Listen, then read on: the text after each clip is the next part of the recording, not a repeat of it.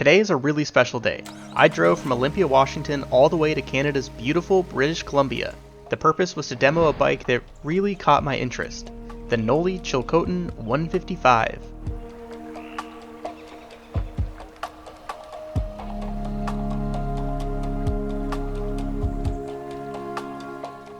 I'm super stoked about this. I picked it up from Dialed bike service down in North Vancouver, and this is actually day 3 of my time up in Canada, so this demo is going to be a little bit different. But before we get into why it's going to be different, let's look at the bike.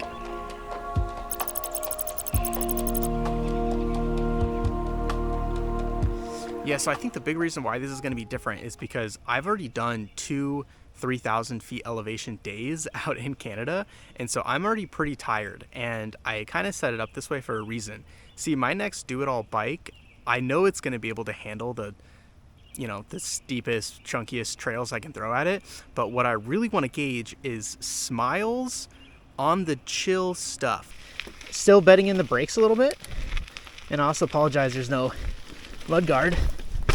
Knolly is based out of Burnaby, BC, and have built and tested their bikes on the Sea to Sky Corridor, which is the North Shore to Pemberton.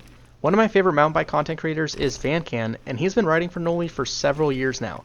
His Chilcotin is honestly what prompted me to look into this bike as the next do-it-all rig. If you've seen any of his videos, then you know he absolutely shreds the gnarliest of stuff, which I am still many years away from doing. So I wanted to test the less travel version of the Chilcotin to make sure I can still have fun on those tame trails. It does feel pretty lively. Yeah, it kind of just wants to play. Oh, wetwood, terrifying. I'm coming from a Yeti SB165, which can absolutely handle any trail out there, but it doesn't do that well on the blues or less gnarly and steep stuff. Oh, terrifying wetwood. Oh my gosh, that's so scary. The Yeti helped skyrocket my progression. Now I want my next bike to help polish my skills. Let's see how the Chilcotin 155 does when a non-local takes on some of the more tame BC trails. But it's also in the wet with wood, which is terrifying. But anyway, that's enough of the voiceovers. Yeah, this lap is pretty much just like a warm-up for me, bed the brakes in a little bit, kind of feel out the bike. I definitely feel like it, like I was expecting it to feel big, and like it is a big medium, but it really, initial impression, doesn't feel that big. I don't know, the engineers did some kind of magic with this. It does not feel like 487 reach.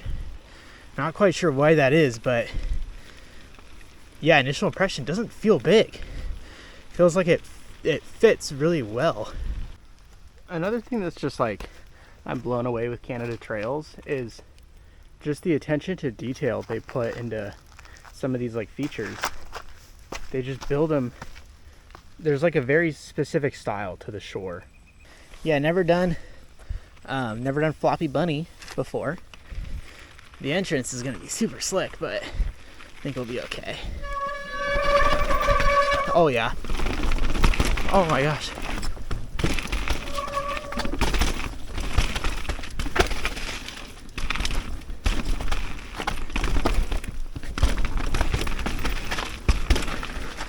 Is this? Drop. Oh. Is this?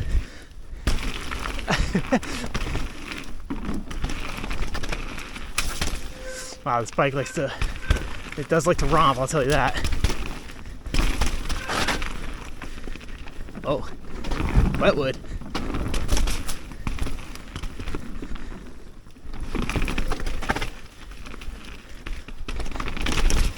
Oh, that was pretty terrifying with the wetwood. I just can't brake on it.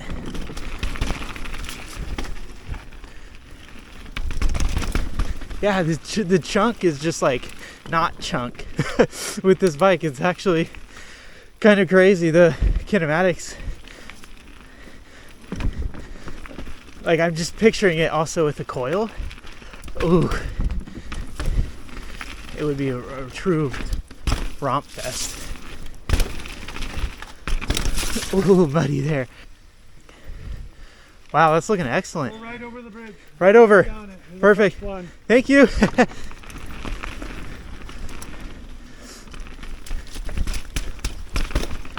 Wow, that trail was super fun. Hi. So I feel like this bike does it pushes you to do more. Like the chunkier stuff on that, I just like floated over, and I'm just picturing like how that's gonna ride. If there's also a coil on it, it just feels like it'd be so smooth and confidence inspiring, which is cool. But it still felt like I could kind of pump it and pop it a little bit on some of those rollers and stuff, which is the big component to my testing. I really liked how the bike tackled that trail. So another thing I want to say in terms of the logistics for this demo is I have no affiliation with Knolly like whatsoever. Knolly has no idea what I'm gonna say about this bike. And okay, espresso. Done this trail probably the most on the shore, so we'll see how the Chilcotin does in wet conditions.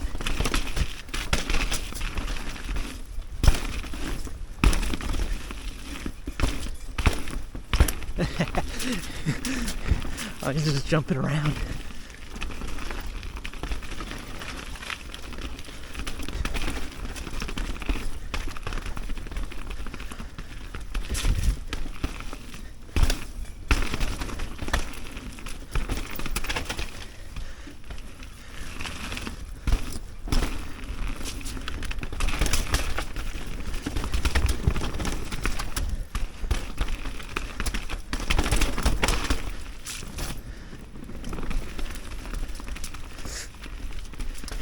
Oh, wet wood is always pretty terrifying.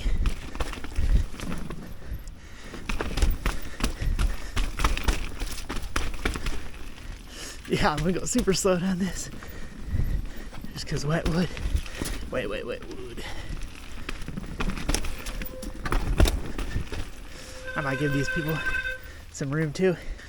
A big difference I've noticed is just the 27.5 versus 29ers. I think I'm sold on 29s. It's just like the rollover ability on this like North Shore Jank, it's substantially different. Oh, my foot is not in a good spot. There we go. Better foot placement. Oh man.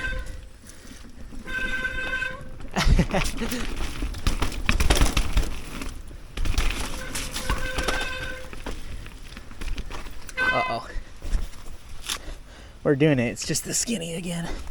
Feature's called Big Smooth. Did it yesterday, and it is quite smooth. You just gotta get through the skinny. Oh, that was a lot faster. I don't even think my back tire touched. I don't think my back tire touched the rock at all. The Chilcotin handled it though. All right. Man, it is poppy. Like, oh my gosh, wetwood. Wow. Okay. It is very poppy. I'm not gonna go up there just because I'm just like, the wet wood is nuts.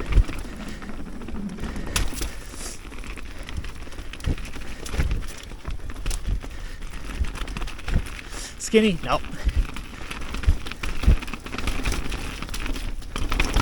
Wow, that just ate that up. Holy Toledo. Go. Wow. The smiles are there. Like, this is pretty nerve-wracking. Here, let me stop and let me explain what I'm trying to say. Anyway, this is pretty nerve-wracking because like this is still a new trail, kind of new area, even though I've done it 2 times now. This will be the 3rd one. I don't know it that well, and like in Washington, I don't have a lot of wood features, and so this wood features are like pretty intimidating for me, especially in the wet. But what's nice is this bike does give me a big sense of confidence. It handles the chunk so incredibly well. Yeah, I don't know, the suspension kinematics it just feels really good, and it still feels pretty poppy. Like I feel like I can preload and jump off some of these like rollers and stuff, and which is what I'm looking for. I'm looking for a bike that can handle the chunk, but then on some of the mellower stuff can still make me smile. And so far this bike is doing it. So goggles are super difficult to see. Yeah.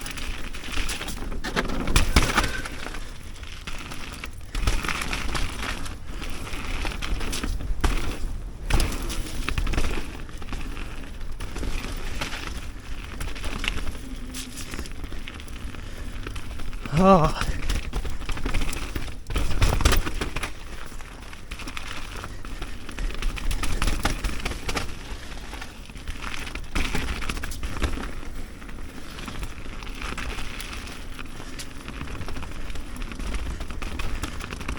I don't know, I might like this trail more than ladies only. Oh, this is gonna be scary. Again, the wet wood. Oh, I guess it's not as bad as I thought. But watch this. Oh, that was a lot easier, and I was going so much slower with this bike, but it was a lot easier to clear than my Yeti was yesterday.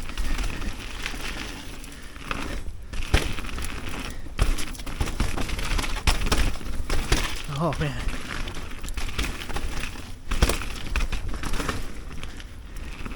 Okay, we're gonna take the line that I did last time, which I think is the like more aggressive line, to see how it compares. Yeah, it was pretty good. That's a big compression, but I don't really think I noticed a big difference between like the 160 and my 180 fork.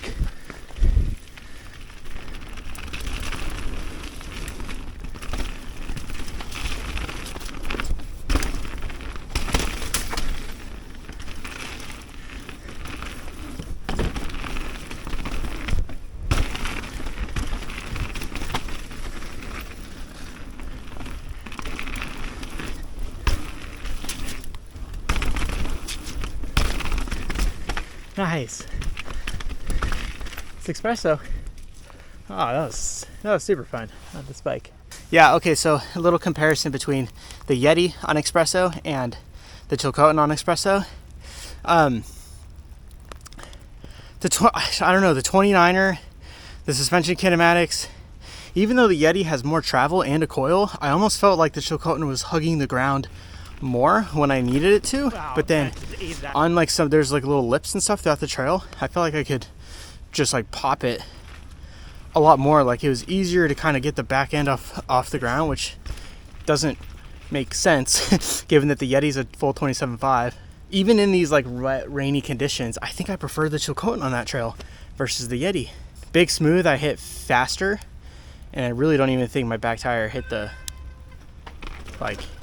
rock. And that's like a pretty gnarly feature.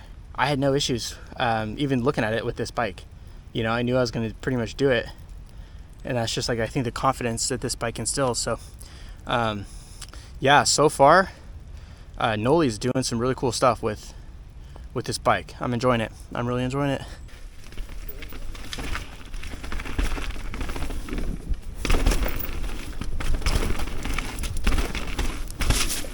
The no goggles lower espresso run. F the connector.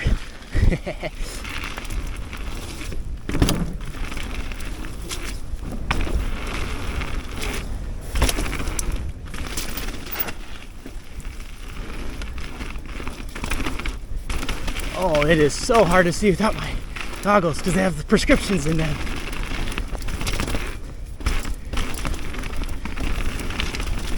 It's just so weird how much this bike hugs the ground. I gotta buckle though. little drop, drop, yeah. Hit.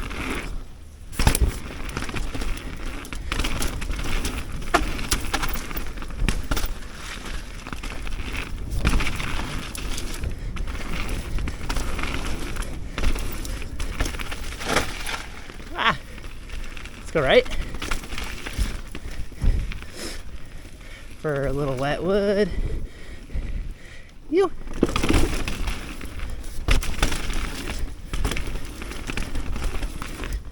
Oh, so sick.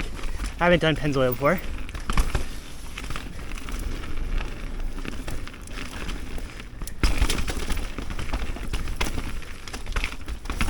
Oh yeah, this is... Ah, make it, go, go, no dab. Let's go.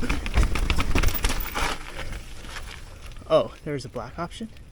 The Chilcotin 155 is some kind of wizardry. I thought it was going to feel pretty big given the geometry numbers, however the medium felt really good. This bike is definitely built for the chunk that the Shore has to offer, but I was also really surprised at how lively it felt. It didn't take much for me to pop and bounce around. I wasn't pushing it that hard and I could tell the bike just wanted more. It was edging me to go faster and keep up the momentum. I also really love how the medium can fit a 200 plus dropper post. This is something that should be common on every new enduro and trail bike, but it's not. And finally, the full 29er felt a lot better than full 27.5. Yeah, this bike just wants to go. Like, that's crazy. I've still got more bikes that I'm interested in and want to take my time deciding on the next rig. However, I can say with full confidence that the Chilcotin is very high on the list. Thanks again, Brenda from Knolly and Adam at Dialed Bike Service for getting me set up. Don't forget, the most important trail of the day is the next one, and I can't wait to see you in the next video. Bye everyone.